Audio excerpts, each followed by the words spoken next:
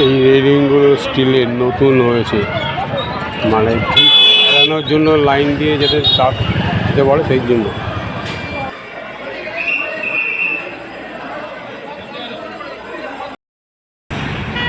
দক্ষিণেশ্বরের মতন এখানেও স্কাই ওয়াক তৈরি হচ্ছে, ঠিক আছে। এই জায়গাটায় আসতে গেলে এটা হচ্ছে শ্যামাপ্রসাদ মুখার্জি রোড, এর বাঁ দিকে হচ্ছে কালীঘাট মেট্রো বা রাজবাড়ি বাস স্টপেজ, আর ডান দিকে হচ্ছে যতীন দাস মেট্রো বা হাজরা দিকে। এই দুটো মেট্রো স্টেশনের ঠিক মাঝ বরাবর আসলেই এই স্কাই ওয়াকটা দেখা যাবে। এই স্কাই ওয়াকের এখান দিয়ে এখন কাজ হচ্ছে, এই নিচে দিয়ে রাস্তাটা দিয়ে এগোতে হবে। যেহেতু এখানে কাজ চলছে সেই জন্য রাস্তার অবস্থা খুব একটা ভালো নয়, তাই আপনারা যখন আসবেন একটু দেখে শুনে আসবেন। কলকাতার আশেপাশে অনেক দেবদেবীর মন্দির আছে, তাদের কোনোটার বয়স 200 বছর, কোনোটা 250 বছর। তাদের মধ্যে একটা মন্দির হলো কলকাতার ঐতিহ্য কালীঘাটের কালী মন্দির। কলকাতায় থাকি অথচ কালীঘাটের মন্দির দর্শন হয়নি এমন লোক কলকাতাতে নেই বললেই চলে। কিন্তু তাও আজ আমি এই ভিডিওর মাধ্যমে কালীঘাটের কালী মন্দির দর্শন করাবো, কারণ এখন আর সেই পুরনো কালীঘাট মন্দির নেই, সম্পূর্ণ নতুন সংস্করণ হয়েছে, পরিবর্তন হয়েছে অনেক কিছু। ভিডিওটা দেখলে আপনি চিনতেই পারবেন না যে এটা আগে সেই কালীঘাট মন্দির, মনে হবে কোনো বেনারস বা অন্য কোনো কালী মন্দিরে এসেছেন। অসম্ভব ভালো লাগবে। তাই বলছি, শ্রীমা দাদা চ্যানেলের পক্ষ থেকে আমিও আপনাদের সকলকে স্বাগত জানিয়ে ভিডিওটা শুরু করছি। ভিডিওটা স্ক্রিপ্ট না করে পুরোটা দেখুন, আশা করি ভালো লাগবে। আর ভালো লাগলে বেশি বেশি করে লাইক ও শেয়ার করবেন। শুরুতেই ষড়ভুজের বজরংবলী দর্শন হলো। জয় হনুমান। ওয়াও, এটা কি দেখছি, আমি ঠিক জায়গায় এসেছি তো? ভাবতে পারছি না আমি, কি সুন্দর লাগছে, তো পুরো অবাক হয়ে গেছি। এই মার্কেটটা ছিল না, মার্কেটটা নতুন করে তৈরি করেছে।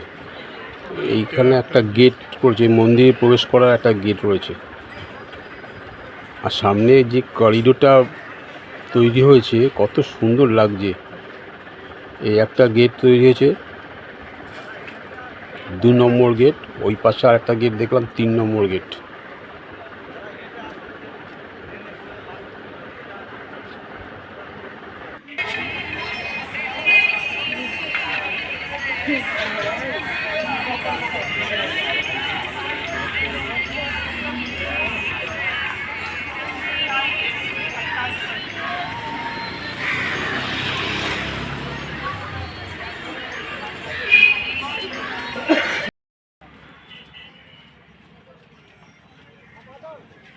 এই বিল্ডিংটা হলো মাদার টেরেসা তৈরি মিশনারি অফ চ্যারিটি। এটা দুস্থদের এবং অসুস্থদের সেবা কেন্দ্র।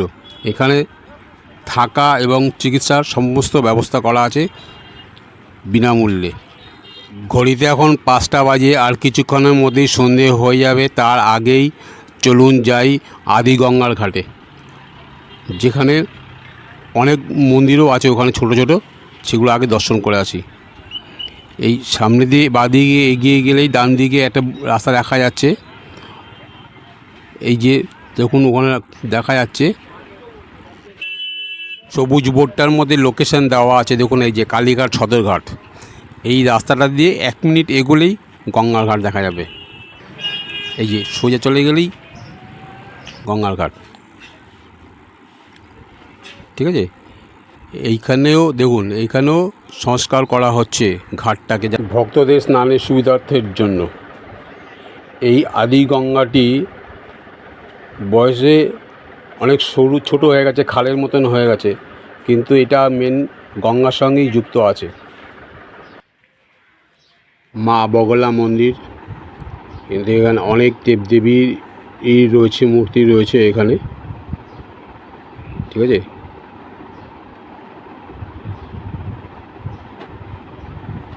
পুরী রথের চাকা,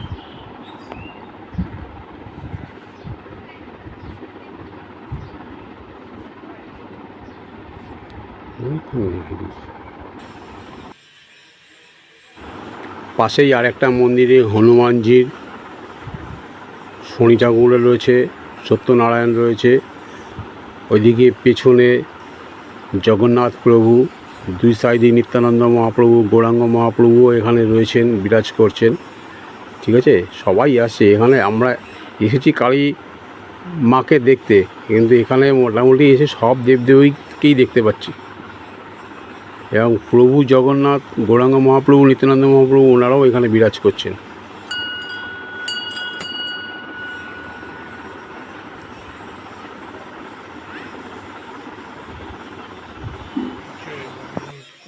মা শীতলা দেবীও রয়েছেন এখানে। এই যে, এবং এর ঠিক উল্টো দিকে আরেকটা মন্দির আছে। এই যে এখানে দেখুন, ভোলে বাবাকে সেবা হচ্ছে এখন। কত সুন্দর দৃশ্য। জয় ভোলে বাবা, পুণ্যের কাজ করছেন উনি। সন্তোষী মার মন্দির। এবার আমরা চলে আসছি, দেখুন এই মেন গেট, এই যে রেলিং দেওয়া আছে এর ঠিক উল্টো দিকে, গঙ্গাঘাটের দিকে রাস্তার ঠিক উল্টো দিকে মন্দিরে দেখা যাচ্ছে। এইটা হচ্ছে মন্দিরের 1 নম্বর গেট। মন্দিরের 1 নম্বর গেট, এই গেট দিয়ে ঢোকা যেতে পারে। আর ওই পাশে যেটা আমরা প্রথমে যেটা দেখেছিলাম মার্কেটের কাছে, এই রাস্তাটা সোজা চলে গেছে গোপালনগরের দিকে, আর এই রাস্তাটা সোজা চলে গেছে চেতলার দিকে।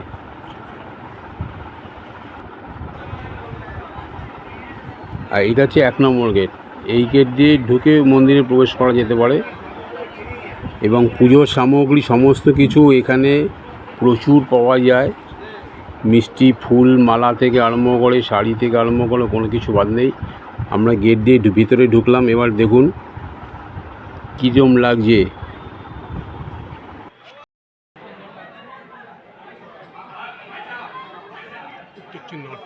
এটা নাট মন্দির। মূল মন্দির হচ্ছে, মায়ের গর্ভগৃহ হচ্ছে ওইটা। এটা ভোগের ঘর, পুরো মার্বেল দিয়ে, মোজাইক দিয়ে একটু সুন্দর করে সাজিয়েছে। এবং জায়গায় জায়গায় আলোচিহ্ন করে দিয়েছে বোর্ডে, স্টিলের বোর্ডের মধ্যে কোনটা কোথায় কী আছে না আছে সমস্ত কিছু খুঁজে পাওয়ার জন্য। কত সুন্দর লাগছে। মা এখানে দক্ষিণাকালী রূপে পূজিত হন এবং পীঠরক্ষক ভৈরব হলেন নকুলেশ্বর। এই ওনার মন্দির রয়েছে। ঠিক আছে, আর ওই পাশে টেরাকোটার পাঁচিল দিয়ে ওইখানে হচ্ছে কুণ্ডু পুকুর।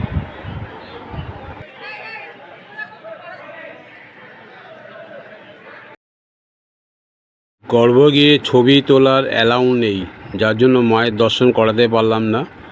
আপনারা নিজে এসে দর্শন করে যাবেন, খুব ভালো। আপনারা জানেন নিশ্চয়ই।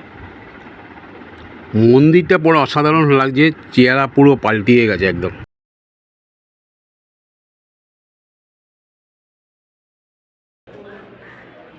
এইটা হচ্ছে বলির ঘর। এই কালীঘাট মন্দিরে এখনও বলি প্রথা চালু রয়েছে। ধূপকাঠি, মোমবাতি ধরানোর জন্য আলাদা জায়গা ব্যবস্থা করেছে। ঠিক আছে, এই পাশেই এটা করেছে। এই বলি ঘরের সামনে দিয়ে রাস্তাটা, একটা গেট আছে। এই গেটটা হচ্ছে 4 নম্বর গেট, আর ওই পাশটা হচ্ছে 5 নম্বর গেট। এটা কুণ্ডু পুকুরের সামনে দিয়ে। মোট 5খানা গেট আছে।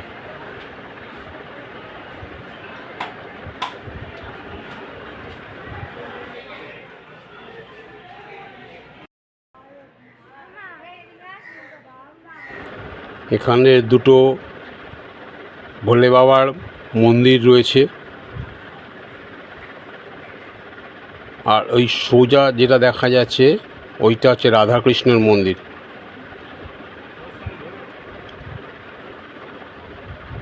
আর এই যে রেলিং দেওয়া আছে, যখন এখানে দর্শনার্থীদের বা ভক্তদের ভিড় হয় তখন এই ব্যারিকেডের মধ্যে দিয়ে লাইন দিয়ে যেতে হয়, যাতে কোনো অসুবিধা না হয়, তার জন্য এটা করা আছে। এটা আগে এরকম ছিল না, এটাও নতুন তৈরি। বর্তমানে এই মন্দিরটি মোট 8টি ভাগে বিভক্ত করা আছে। একটা হচ্ছে ষষ্ঠীতলা, যেটা মূল মন্দির। তারপরে হচ্ছে নাট মন্দির, জোর বাংলা মানে জোড়াশিব মন্দির, হরকারতলা মানে বলিঘর, তারপর রাধাকৃষ্ণ মন্দির, কুণ্ডু পুকুর, নকুলেশ্বর মন্দির এবং যজ্ঞগৃহ।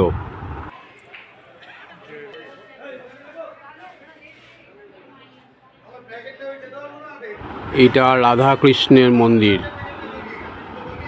এর বয়সও 150 বছরের বেশি পুরনো।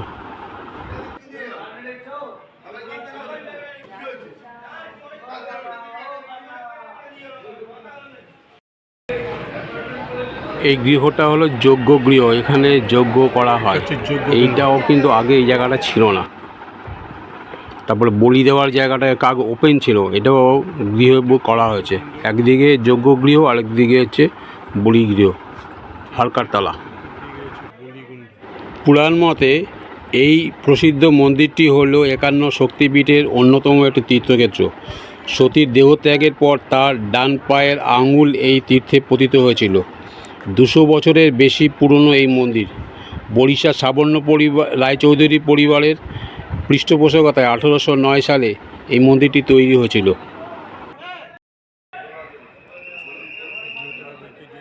ভিডিওটা স্ক্রিপ্ট করবেন না, এরপরে রাত্রের ভিউটাও আপনাদেরকে দেখানোর চেষ্টা করব, যেহেতু এখন সন্ধে হয়ে এসেছে।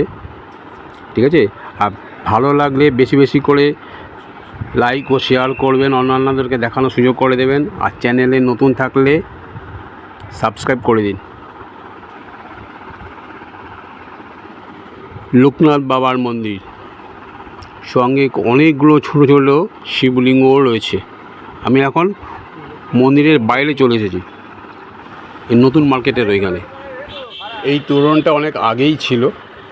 যারা ধরুন খিদিরপুর বা মেটিয়াবুরুজ বা ধরুন বেহালা চত্বর দিয়ে যারা বাসে আসবেন, এই গোপালনগর ক্রস করে গোপালনগর ব্রিজ পার হলেই এই গেটটা আপনারা দেখতে পাবেন। এইখান থেকে মন্দির ওয়াকিং ডিস্টেন্স মাত্র 5 মিনিট।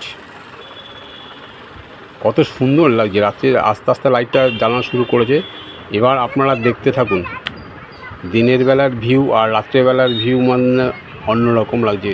পুরো পরিবেশটাই যেন মনে হচ্ছে যেন পাল্টে গেছে, মনে হচ্ছে যেন বেনারসের কোনো মন্দিরে এসেছি। এটা যে কলকাতার মধ্যেই রয়েছে বোঝাই যাচ্ছে না। আর ওপরের ওই গেট মন্দির ছোট ছোট দেবদেবীর মূর্তি দিয়ে এত সুন্দর করেছে, তার মধ্যে লাইটিংয়ে যে ফোকাসটা হচ্ছে কত সুন্দর লাগছে। যেমনি আলোর রোশনাই, আলোর সঙ্গে ম্যাচিংটাও খুব দারুণ করেছে, এক্সিলেন্ট করেছে।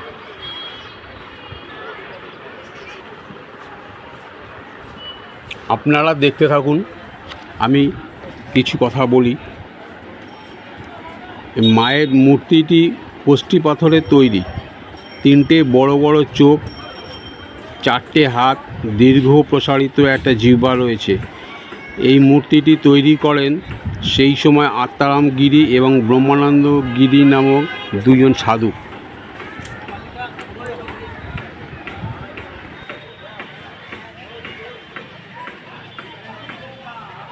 মায়ের জিহ্বা, চোখ, 2টো হাত, এগুলো সব এখন স্বর্ণ অলঙ্কারে সজ্জিত আছে।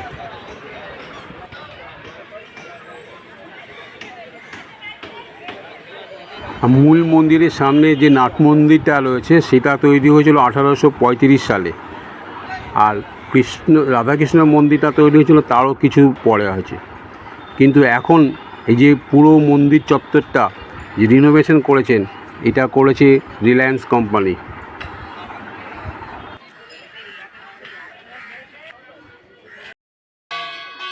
সন্ধে হচ্ছে আর ছোটো ছোটো মন্দিরগুলোতে আস্তে আস্তে আরতিও শুরু হচ্ছে।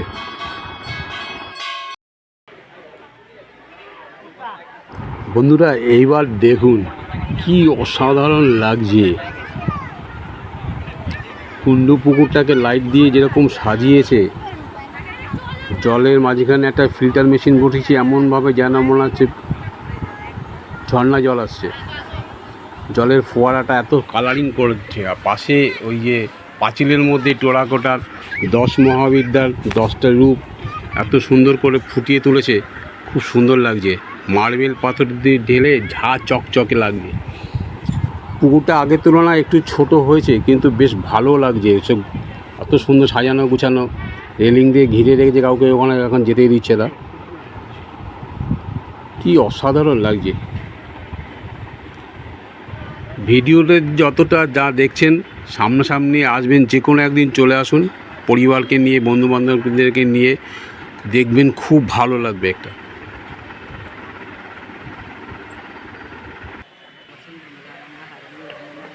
মন্দিরের মাথায় একদম উপরে যে গোল্ডেন কালারে যে 3টে কলসি দেখা যাচ্ছে, ওটা অ্যাকচুয়ালি অরিজিনালি সোনা দিয়ে তৈরি করা হয়েছে। এটা নতুন লাগানো হয়েছে। 5 কেজি সোনা আছে ওই 3টে কলসি আর ওই একটা পতাকা। মায়ের আরতি আরম্ভ হবে বলে ভিতর থেকে সবাইকে এখন বাইরে বার করে দিচ্ছে, আরতি শুরু হবে বলে।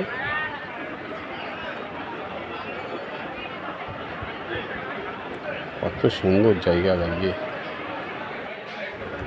দর্শনার্থীদের ভিড় কিন্তু এখন আস্তে আস্তে আরও বাড়ছে। সন্ধে আরতি দেখবার জন্য অনেক ভক্তরা আসছেন। প্লাস বিকেলবেলা থেকে সন্ধেবেলা আলোর রোশনাইতে মন্দিরের উজ্জ্বলতা এত সুন্দর হয়েছে, বাড়িয়ে ফুটে তুলেছে, খুব সুন্দর লাগে। দেখুন, ভোট ফেরত আর্মিরা ওনারাও এসেছেন এখানে পুজো দেওয়ার জন্য। বাড়ি ফেরার আগে মায়ের পুজো দিয়ে কলকাতায় আবার কবে আসবে না আসবে তার কোনো ঠিক আছে, সেই জন্য যাওয়ার আগে মায়ের পুজো দিয়ে যাচ্ছেন ওনারাও।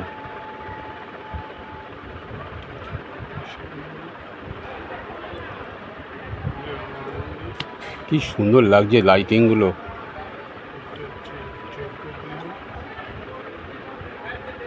মানে এক অপূর্ব শোভা ফুটে উঠেছে।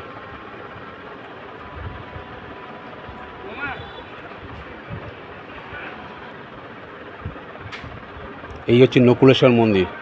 নকুলেশ্বর বাবা পুজো হচ্ছে এখানে। জয় ভোলে বাবা, জয় বাবা নকুলেশ্বর।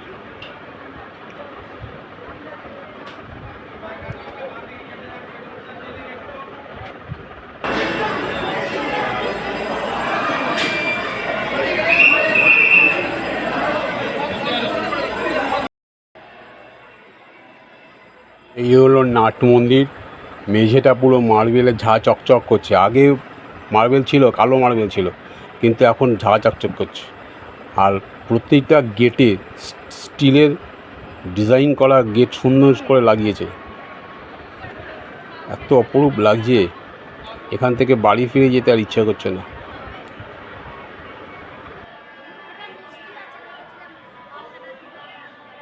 প্রতি বছর পয়লা বৈশাখ, অক্ষয় তৃতীয়া, দুর্গা পূজা, কালী পূজা, প্রতি অমাবস্যা, এছাড়া বিপত্তারিণী পূজা, রটন্তিকা দেবী পূজা, পৌষ কালী পূজা, আজকে যেমন ফলহারিণী পূজা, আর ফলহারিণী পূজা 2 দিন পড়েছে, আজ এবং কাল, বৃহস্পতি 2 দিন পড়েছে।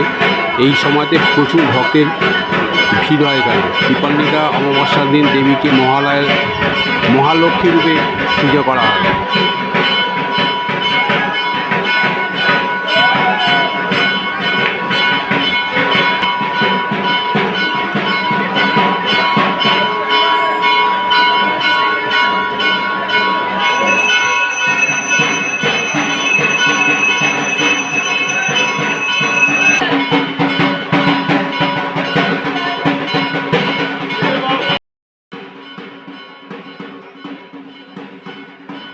বিবাহের অনুষ্ঠানও চলছে এইখানে মায়ের মন্দিরে। আজকে এখানে দেখলাম 2 জনের বিবাহ অনুষ্ঠান হলো। এই যে একজন দাঁড়িয়ে আছে এখানে।